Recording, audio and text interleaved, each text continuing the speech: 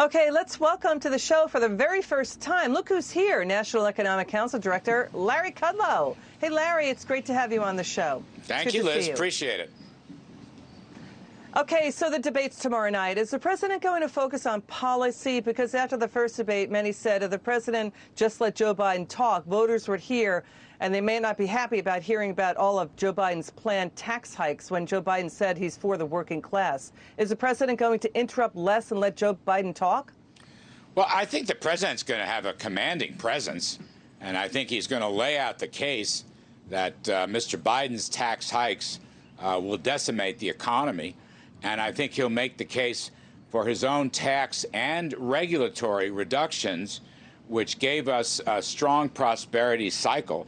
Incidentally, talk about middle class, middle income, median income families gained $6,500 over the first 3 years before the China pandemic. That is 5 times what the Obama-Biden team got over 8 years. So that's just one example. If you roll back President Trump's tax cuts, they're going to lose the $6,500. The middle class will get wiped out of those family income gains. This, according to the Hoover Institute at Stanford University. We will lose 5 million jobs, according to that report, and we will lose $2.6 trillion of GDP, nearly 10% of the economy. So I think that's where President Trump is going to go, and I think it's a very powerful case of recovery and prosperity and optimism, a clear distinction between Mr. Biden's case, which is really stagnation, decline, and pessimism. It just couldn't be a clearer contrast. Well, if we lose nearly $3 trillion of GDP, it means we're back in 2008, 2009, So, I mean, let me back up. We get things are unfair, but it's not a winning closing argument to, lash out at 60 Minutes, the Commission on Presidential Debates, Dr. Anthony Fauci, lash out at AG Barr. It's about policy. It's about Biden's policies. He's going to enact massive tax hikes. All in, we're looking at effective 60% on the top brackets, and he'll have to raise taxes on the middle class, Larry, because he's going to have to, how else is he going to pay for his expensive Medicare for All government plan? That could end up being the 3rd biggest government program. If Joe Biden denies all of that, that's like saying, I'm going to sell you a cow and you can pay for it with magic beans. I mean, the thing is, he's also going to tax 401ks. That's what Joe Biden wants to do. Will the president put that to Joe Biden tomorrow night? Absolutely. Absolutely will. As I said, the president will be in command of the facts and figures. I mean, much of what Mr. Biden and his supporters argue are basically fact-free. Okay, they're just not true.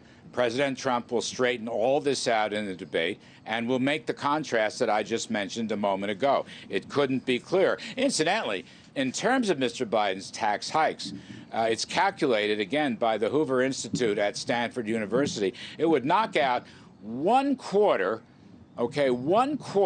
of small business income.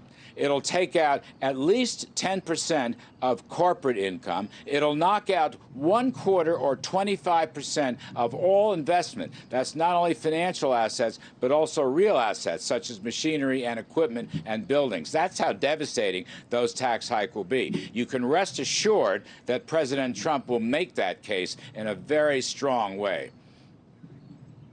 Well, that's the same mistake that was made under FDR, right? So would be a horrendous move for the U.S. economy. We like how you laid it out, Larry. Larry, I want you to take this on. We know that the race is neck and neck in Pennsylvania. That's a key swing state. Larry, I want you to listen to what voters in Pennsylvania are saying about Joe Biden's plan to wipe out fracking. Watch this. He's flip-flopping all over the place, and I think it's going to really come back to hurt him because the American people, we want to know what you're about, and we know what President Trump's about. He's been for fracking since day one. If they ban fracking from this state, how will it impact this state? It will devastate a lot of people, and the a lot Green of New jobs. Deal? It's a joke. It's a joke. The former president, President Obama, is coming to town to campaign for Joe Biden. Will that have any impact on Pennsylvania voters? I don't believe it will. I don't believe he's old news. He's old news, and Biden is just more of the same. Larry, whoa, that was pretty tough stuff from voters in Pennsylvania. Your final word on that? All I'll say is President Trump is gaining big time in Pennsylvania. He's gaining big time in all the swing states right now. and his national numbers have closed the gap completely. And he's probably ahead in a lot of places that he was behind only a few weeks ago because he is making the case. You cannot raise taxes the way Biden intends to. You cannot regulate. Look, Mr. Biden would essentially have the government take over the economy in the energy sector and the healthcare sector. The ban on fracking is not only assault on people who are earning a living. I mean, it's going to cost several million jobs and damage GDP. But we have clean air. We have declining carbon emissions because of the technology of fracking and horizontal drilling, which has given us natural gas supplies, which lowers the cost of electricity and makes it cheaper to power the economy and allows us to stand up to Russia overseas. It's exactly the wrong prescription, and that's what you're hearing from those folks in Pennsylvania. Yeah, we hear you, and nat gas is cleaner. Larry, you did great on your debut. It's good to see you, my friend. Come back soon, okay? I'll do my best, Lizzie. I'll do my best.